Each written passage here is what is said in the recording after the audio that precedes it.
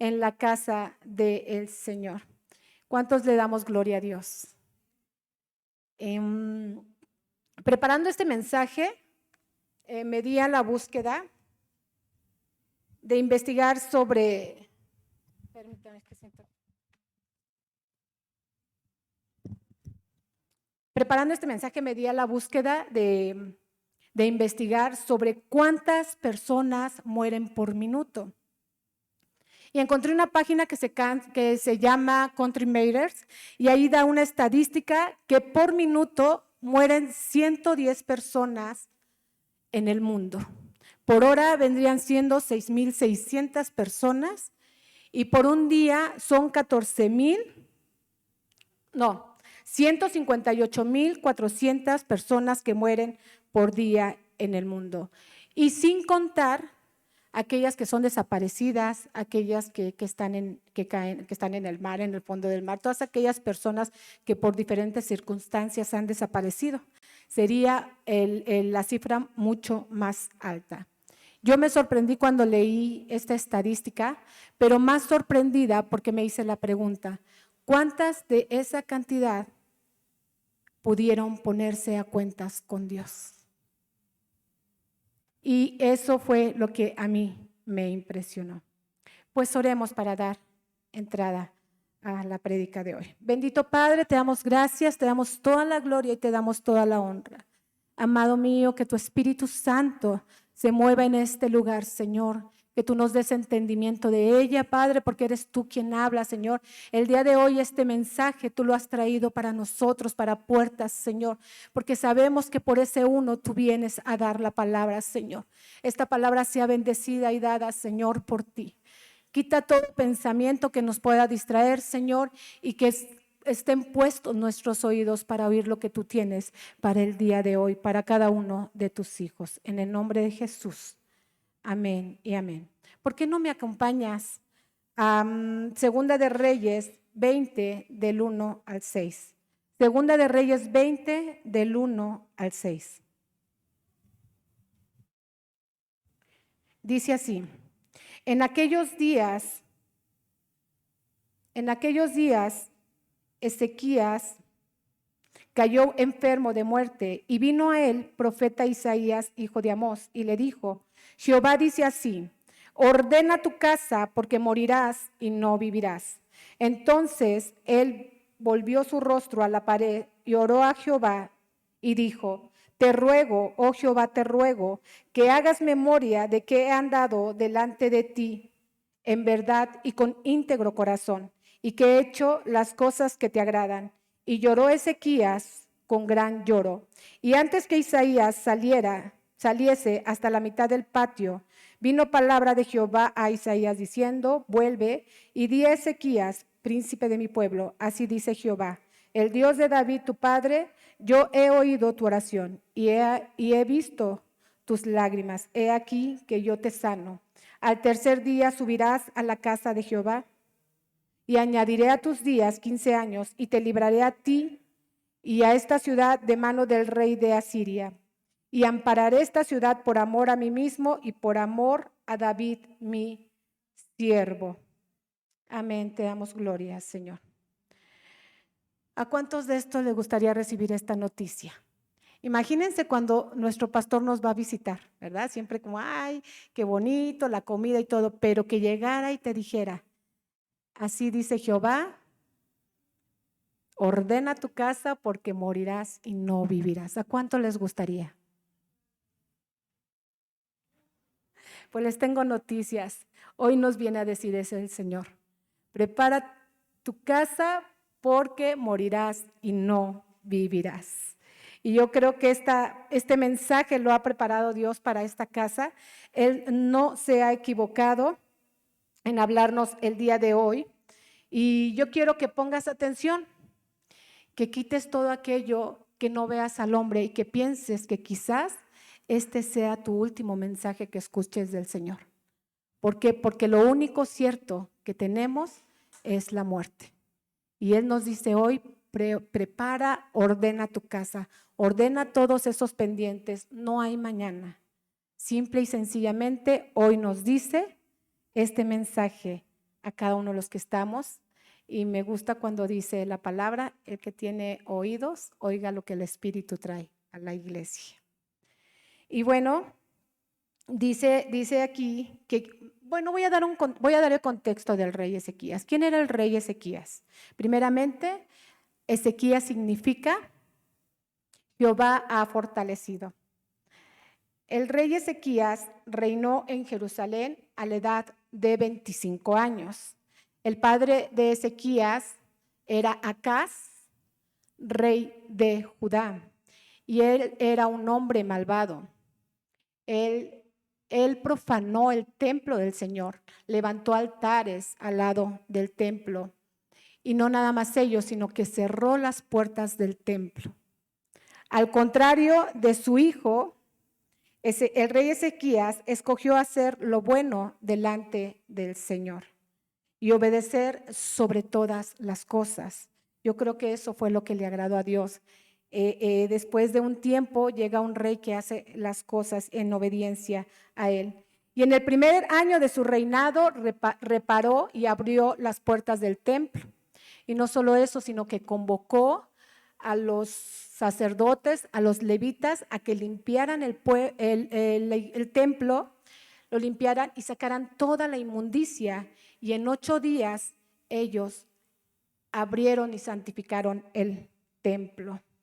Y como no, Dios se iba a agradar de estas cosas que el rey Ezequías hacía en su nombre.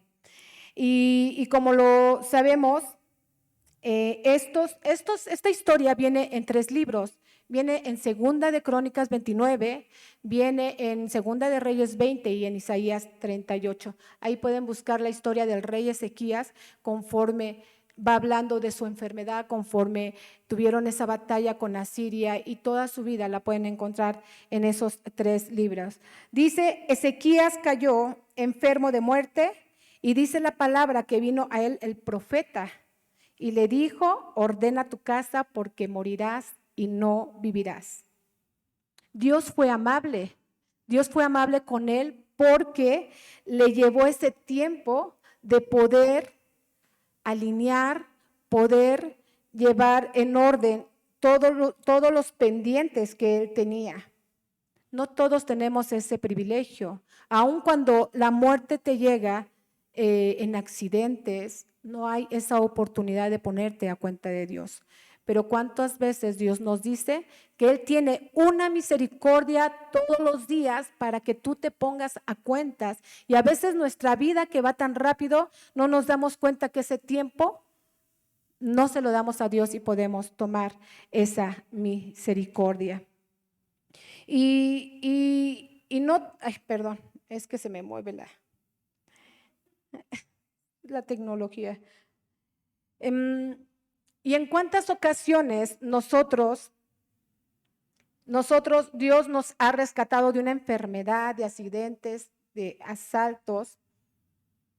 Es que me da reflejo la luz, pero sí. Y nos guarda, y si yo pasara a alguien y dijera, a ti te ha rescatado Dios de alguna enfermedad que tú hayas dicho era de muerte, y Dios nuevamente me dio la oportunidad. Ahí Dios te está dando ese tiempo de vida. O de cuando hay un asalto y vas en la calle, también te dio ese tiempo de vida porque podías haber muerto. Los hijos de Dios sabemos que cuando son esas oportunidades decimos, gracias Dios porque tú nos guardaste, porque tú no permitiste, porque tú nos sanaste, y damos toda la gloria a Dios, y somos muy, muy agradecidos de lo que Él hace con esa nueva oportunidad que Él nos da. Y como les comentaba hace un rato, esa cifra alarmante de personas que mueren al día, ¿cuántas de esas personas que no pudieron ordenar su vida y ponerse a cuentas con Dios? ¿Cuántas todas esas? Recordemos que como hijos de Dios, nosotros, nos dice en Romanos que tenemos que dar cuentas. Si me acompañan a Romanos 14:12, Él nos dice, ¿verdad? Nos dice así, Romanos 14:12, dice, de manera que cada uno de nosotros dará a Dios cuentas de sí. Nosotros tenemos que dar todos los días cuenta de sí, de lo que nosotros tenemos que entregar a Dios todos los días, pedir perdón todos los días, voltearle a ver y decirle: Señor, es un nuevo día, es una nueva misericordia, gracias porque eres tú quien nos lleva, gracias porque eres tú quien nos guía. Te damos toda la gloria, Señor, por ello. Cuando esas enfermedades terminales, esas noticias no nos gustan oír, donde sabemos que solo es cuestión de tiempo y que aún tienes esa esperanza de vida, donde esperas que Dios obre cuando tú estás pasando esos tiempos. Yo no dudo que el rey Ezequías, porque él estaba enfermo de muerte, el rey Ezequías estaba enfermo de muerte, y yo no dudo que él tenía esa esperanza de vida. Jamás pensó que el profeta Isaías llevaría mensaje diciéndole: morirás y no vivirás.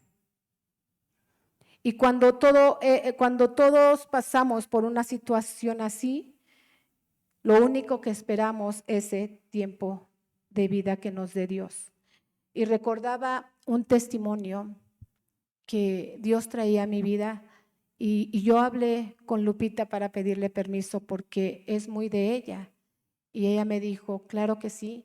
Y yo recordaba que cuando mi sobrina Mimi nos dan esa noticia como familia, que ella estaba en esa enfermedad terminal, como familia orábamos, nos reuníamos, buscábamos una respuesta para ella, y todos preocupados, todos porque viniera ese milagro, quizás en oración unidos, la iglesia también. Pero lo que nunca volteamos a ver es que ella estaba preparando su casa. Ella tan es así que no se me olvidan esas palabras, que ese día me tocó ese privilegio de estar con ella cuando dijo: mamá, mamá, Dios ya viene por mí. Con esa paz que a mí me sorprendió y habló a mi vida, y dije: ¿cuántos tenemos ese privilegio de decir: mamá, mamá, Dios viene por mí? Y eso no habla más que cuando tú estás y tienes ordenada tu casa, de que tienes esa paz, que no tienes nada de que sentirte angustiado, afligido, porque el tiempo es mejor estar con Él en su presencia. Ese tiempo donde nos dice Pablo: el vivir es Cristo y el morir es ganancia. Sin embargo, a veces nos aferramos a esta vida como Ezequías, pidiendo y orando para que le dieran más vida. Y yo le doy gracias a Dios por la vida de Mimi, porque ella nos dejó una gran enseñanza, y es lo que yo tengo más cercano, donde yo puedo decir que Dios obra en la vida de nosotros con esa fe que nosotros pudiéramos tener. Y Dios habla a nuestras vidas en este mensaje, y yo no dudo que este mensaje es para cada uno de los que lo quieran escuchar. Dios es bueno, la vida pasa muy rápido, y esto nos lo dice en el libro de Santiago. No sé si gustes acompañarme en el libro de Santiago 4:14. En el libro de Santiago 4:14 nos dice: cuando no sabes qué será mañana, porque ¿qué es vuestra vida? Ciertamente es neblina que se aparece por poco tiempo y luego desvanece.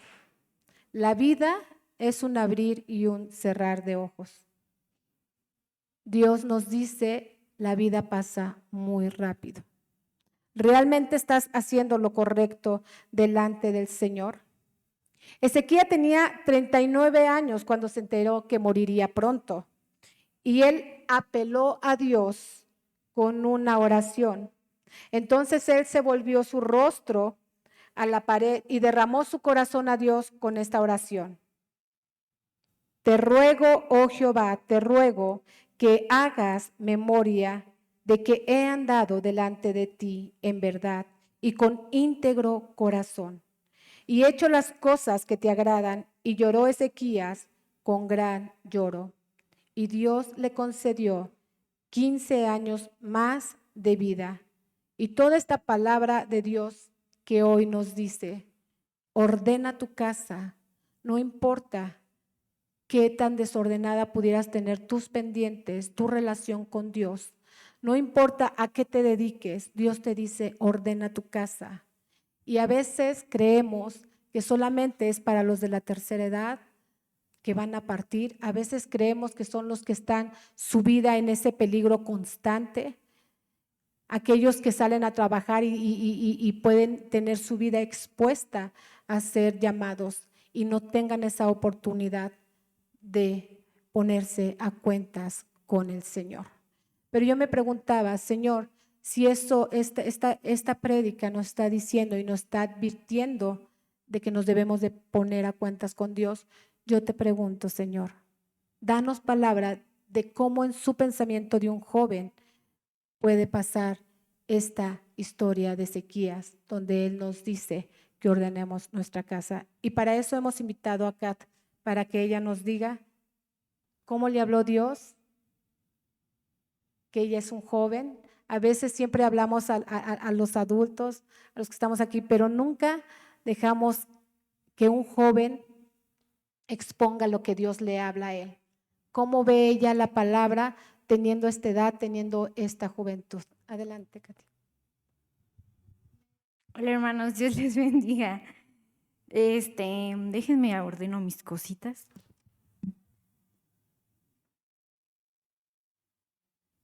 Bendiga, es un gusto para mí compartirles esta tarde. Y pues justo Grace hace unas semanas me marcó y me dijo, oye, me gustaría que compartieras tu perspectiva de cómo ves este pasaje de Segunda de Reyes, de ordena tu casa, ¿no? Desde la perspectiva joven. Hermanos, yo estoy en esa etapa donde ya no me siento ni tan adolescente, ni tan joven, y a veces como que sí quiero ser adulto, pero a veces como que no me queda. Entonces, como que estoy pasando por ese proceso y creo que justo es una de las reflexiones que me ayuda a ver esto en perspectiva, porque quiero iniciar contándoles algo que me llamó mucho la atención en una revista científica donde habla de qué es lo que un ser humano piensa antes de morir, ¿no? Les voy a leer tantito lo que encontré. Dice, miedo al proceso de la agonía en sí. La mayoría de los enfermos terminales se plantean dudas, se angustian por el hecho de morir, si les implicará sufrimientos físicos, psíquicos, etcétera, ¿no? Otro es el miedo a perder el control de la situación. El proceso terminal vuelve al paciente cada vez más dependientemente de los demás hasta llegar a perderse el control de sí mismo, ¿no? A veces como que nos angustia, por ejemplo, pensar en una enfermedad que me van a tener que poner el pañal y yo no voy a poder controlar esta situación. Otro miedo es a lo que acontecerá a los suyos tras la muerte. Si voy a dejar a mis hijos intestados o qué va a pasar con mis deudas. Miedo al miedo de los demás. A veces, yo no he estado en esa situación, gracias a Dios, pero también dicen que el miedo a qué va a pensar tu familia, cómo va a reaccionar ante una posible situación como esta. Miedo al aislamiento, a la soledad, si voy a pasar mis últimos días solo. Miedo a lo desconocido, pues es muy poco probable que nos enfrentemos más de una vez a la muerte. Miedo al que la vida que se ha detenido no haya sido o haya tenido ningún significado. Y entre otras cosas más, ¿no? Llegamos a este estado de ansiedad. Pero justo me llama la atención que al empezar a narrar esta revista, dice que gran parte del temor pivota sobre el proceso de la agonía y no en el morir como tal. ¿No se han puesto a pensar que a veces estamos muriendo en vida? Esto me hace reflexionar que justo como Grace lo decía, este rey que decían que era el rey más justo, ¿no? Que hubo en el pueblo de Dios, fue uno de los mejores reyes, siempre tuvo en alto primero lo que Dios pedía de él, lo que mandaba, pero me parece un poco triste la manera en cómo terminan sus días, ¿no? Voy a regresar rapidísimo al versículo. Y como decía Grace, Ezequías reinó pues bastante joven, ¿no? Desde los 25 años. Entonces quiero pensar que tuvo como una perspectiva muy diferente de cómo era joven a cómo ya estaba muriendo. Entonces, si quieren regresar ahí al versículo a Segunda de Crónicas, la tecnología me está fallando, hermanos. 14. No, es el 20. No, Segunda de Reyes 20. 20. Y a mí me llama mucho la atención cómo dice después de pon tu casa en orden, Señor, te ruego que hagas memoria de que en verdad me he conducido delante de ti con integridad de corazón y que he hecho todo lo que te agrada, ¿no? Él le recuerda al Señor cómo es que vivió su vida y aún me impacta más cómo ni siquiera Isaías había salido del palacio y se regresa a decir, he escuchado tu oración, he visto tus lágrimas, te voy a devolver la salud, dentro de 3 días vas a ir a mi templo. Y justo eso es lo que pasa, ¿no? Dios le da otros 15 años y uno pensaría, pues, ¿qué hizo Ezequías en esos días, no? Se la pasó en el templo encerrando, dando gracias a Dios, tuvo muchísimas acciones por el pueblo, siguió siendo un rey justo, pero no. Lo que él hizo fue enorgullecerse y presumir a sus invitados de Babilonia pues todo lo que tenía, ¿no? Y fue tan así que el Señor le dice al final que todo lo que tenía pues se lo van a llevar al palacio del rey de Babilonia, sus hijos iban a ser eunucos, y la respuesta de Ezequías es buena la palabra del Señor que me has comunicado, al menos habrá paz y seguridad mientras yo viva. ¿Mandé? Sí, pensé que me estaban siguiendo con la lectura. Es el versículo 19 exactamente. Entonces, ¿qué es esto que antes Ezequías sí hacía que ahorita ya no? Pues yo veo aquí que hay algo que a los ojos de nosotros no podemos ver y es la actitud. Al final Ezequías cambió totalmente esa actitud que tenía en un principio. Nosotros como jóvenes muy rara vez nos ponemos a pensar en qué va a pasar cuando yo me muera. Hace unos meses estaba viendo algo de mi seguro y me hicieron una pregunta de ¿qué pasaría si tú quedaras inválida? Y yo, pues mi papá me podría pagar mis medicinas. ¿Y qué pasaría si murieras? ¿Estarías segura de que alguien va a cubrir ese gasto? Entonces nunca nos llegamos a preguntar eso hasta que ya somos pues un poco más adultos, trabajamos, etcétera, ¿no? Pero justo aquí creo que es importante reflexionar, justo como Dios le pide a Ezequías, no le pide ordena tu casa, limpia el refri o algo así, no. Ordena tu casa es ordena tu actitud.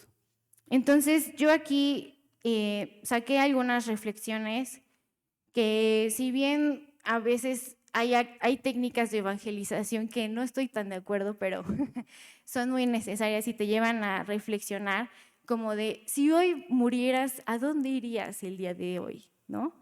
¿Irías al infierno? ¿Irías al cielo? Pero yo creo que hay que vivir la vida con Cristo no temiendo en qué va a pasar si me muero, sino amando la vida que ya estamos viviendo aquí, ¿no? La diferencia que hace que tú seas cristiano o no es que algo que tenemos por seguro es la muerte. Eso nadie nos lo puede quitar. Bueno, a Elías sí, ¿verdad? Pero a nosotros los mortales nadie nos los puede quitar. Entonces, ¿qué es lo que hace la diferencia? La diferencia es que vas a gozarte en la vida que vas a vivir aquí, vas a vivirla para el Señor. Entonces, yo aquí anoté ciertas cosas que me hicieron reflexionar yendo atrás a la vida de Ezequías. Si quieres ir conmigo a el capítulo 18, el versículo 13.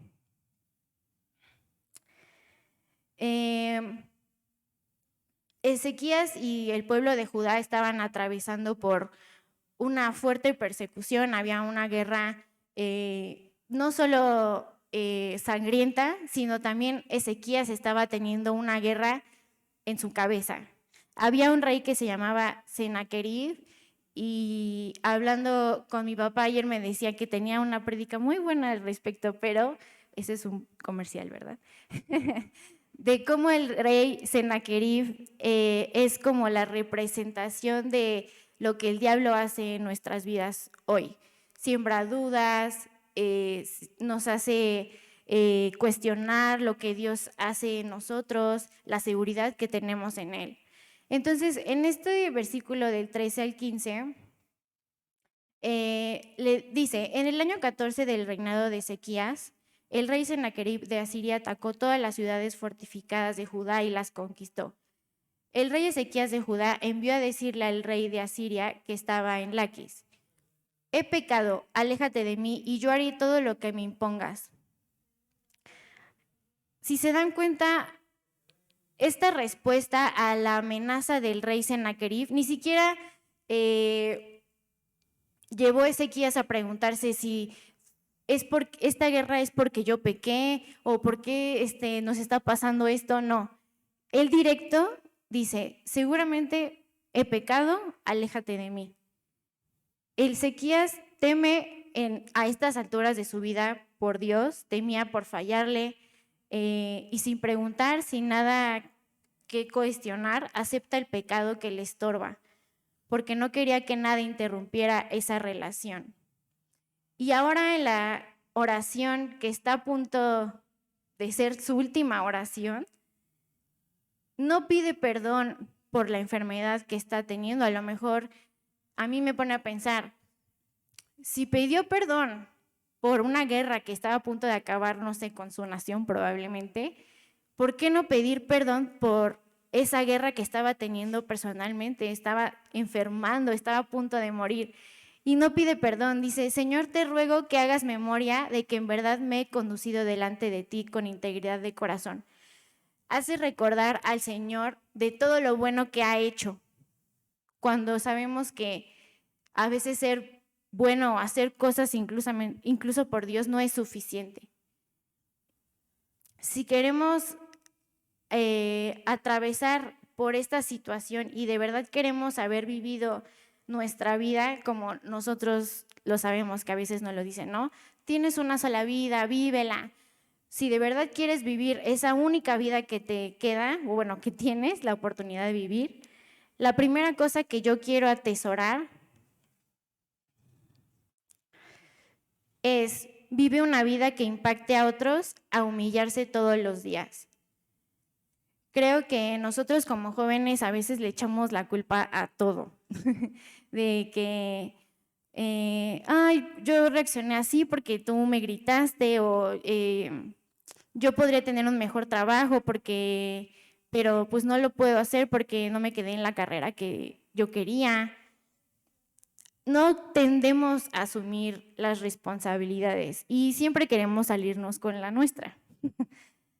Pero ¿qué tal si viviéramos una vida que impacte a otros a humillarse, así como Ezequías al principio, que no se inmutó en cuestionar nada y simplemente dijo, yo pequé, no quiero que pase esto, ¿qué tengo que hacer?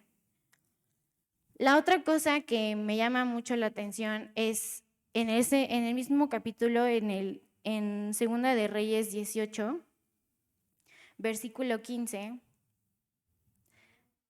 dice, y Ezequías entregó toda la plata que había en el templo del Señor y en los tesoros del palacio real. Y además removió el oro de las puertas y quiciales del templo del Señor, que el mismo rey Ezequías había recubierto de oro, y se lo entregó al rey de Asiria. A él tampoco le importó que ese dinero fuera de las futuras generaciones, porque en realidad ese templo iba a perdurar más que pues la vida de Ezequías.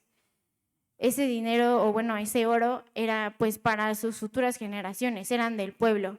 Y no se detuvo a pensar mucho en lo que había costado. Y por otro lado, esa misma acción, después, este rey se la echa en cara. Pudo haber sido algo que Ezequías a lo mejor pensó que pudo haber mejorado, que a lo mejor esa no debió ser la mejor decisión, eso no lo sabemos. Pero lo que sí sé es que este rey después se lo recuerda en el versículo número 22. Dice, Ezequías, yo te sugiero que le des rehenes a mi señor, el rey de Asiria, que ha dicho, yo te daré 2,000 caballos si tú tienes otros jinetes para que lo monten. No, espérense, sí, el 22.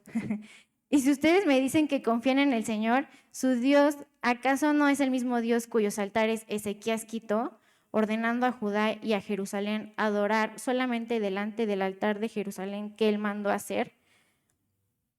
El diablo siempre nos va a llevar a este tipo de confusiones, a dudar, a recordar lo que en algún momento pudimos pensar que pudimos haber hecho mejor. Y no solamente esto, sino también a recordar pecados que ya le entregamos a Dios y el diablo siempre va a traerlos a nuestra mente. Entonces, yo creo que si alineamos nuestro corazón, justo como Ezequías tendía a hacerlo, esas mentiras del diablo no van a cambiar esa actitud que estamos tratando de ordenar todos los días. Aquí yo escribí, vive una vida creyendo en las promesas y verdades de Dios y no en las mentiras de Satanás. Vive una vida sin temor a equivocarte, descansando en que el Señor no utilizará tus errores en tu contra, pues si te arrepientes, los enterrará en el mar. Confía en que el Señor te sacará de tus peores luchas y mandará a los mismos ángeles a pelear por ti. Creo que otra de las luchas que tenemos los jóvenes es que siempre nos atormentamos con cosas de, yo hubiera hecho esto mejor, o me equivoqué, o pensamos que nuestros errores van a repercutir por el resto de nuestras vidas, como, no sé, elegir una pareja en la secundaria, no sé, muchas personas piensan que estudiar una carrera y se van a dedicar a eso toda la vida cuando al final se dedican a hacer otra cosa. Creo que la clave para que puedas seguir con esa actitud es que descanses siempre en lo que Dios demanda de ti y lo que Dios quiere para ti. Y ya por último, porque no quiero repetir patrones de pasarme de 15 minutos,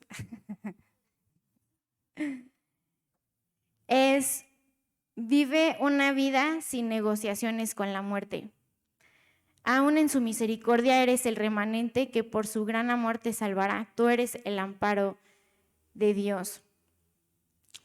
¿Qué hubiera pasado si Ezequías al final de sus días, en lugar de recordarle a Dios todo lo bueno que había hecho, todo lo justo que fue, los altares que quitó, hubiera reflexionado en por qué Dios me está llevando a esta enfermedad, por qué estoy atravesando por este final tan abrupto, por qué me mandan a decir, Ezequías, pon tu casa en orden, por qué me dan esta oportunidad, debería de aprovecharla. Creo que nosotros tenemos esa oportunidad todos los días de ordenar nuestra casa siendo adulto o joven y no solamente preocuparnos o mortificarnos por el último de nuestros días, sino vivir el reino de Dios aquí. Vive una vida apasionada por Él, no aparentes que todo lo haces por mí cuando de verdad esa intención o esa actitud no soy yo. Eso es algo que me llevaba a reflexionar porque muchos, y creo que se lo dije a los jóvenes un día, que hay pastores que se han suicidado y tú te preguntas, pero ¿por qué ¿por qué cometen ese pecado, no? Porque al final eso es un pecado. Y creo que es justo porque les faltaba esta pasión, porque la actitud con la que estaban haciendo las cosas, aunque por fuera, por pantallas, en la iglesia, dijera toda su congregación, pues lo hace para Dios, ¿no? Pero en realidad eso que te está impulsando no es la actitud correcta, no es lo que Dios está demandando de ti. Él demanda que rujas, que desees con todo tu corazón obedecerle. Y no solo eso, sino que quebrantes todos los días de tu vida para que nunca pierdas esa pasión que sientes. Vive por amor, nunca por temor, y no tengas miedo porque Él ya te ha salvado de cosas que tú ni siquiera te has imaginado. Hay veces que, me acuerdo mucho, y Katy creo que fue testigo de eso, una vez que iba a casa de la hermana Margarita y estuve a punto de que me atropellaran, porque yo soy bien descuidada para cruzar la calle, hermanos. Pero mi hermana afortunadamente me agarró del gorro, de la sudadera, y fue como que de esas veces que dicen que ves tu vida pasar, así me pasó. Y yo me empecé a reír porque no sabía qué estaba pasando y mi hermana se puso a llorar horrible. Ya te eché de cabeza, lo siento. Hubo otra ocasión que íbamos saliendo de casa de Almita y Rosa, íbamos con mi papá, con mi mamá y nosotras dos estábamos chiquitas y iban unos chavos adelante y se pararon y sacaron un bate como amenazándonos de que nos iban a pegar. Y entonces mi mamá así de, ¡oh, acelera! Y entonces mi papá Toreto ahí en Zaragoza. ¿Y saben qué era lo único que se escuchaba? Era mi hermana pedir perdón por sus pecados.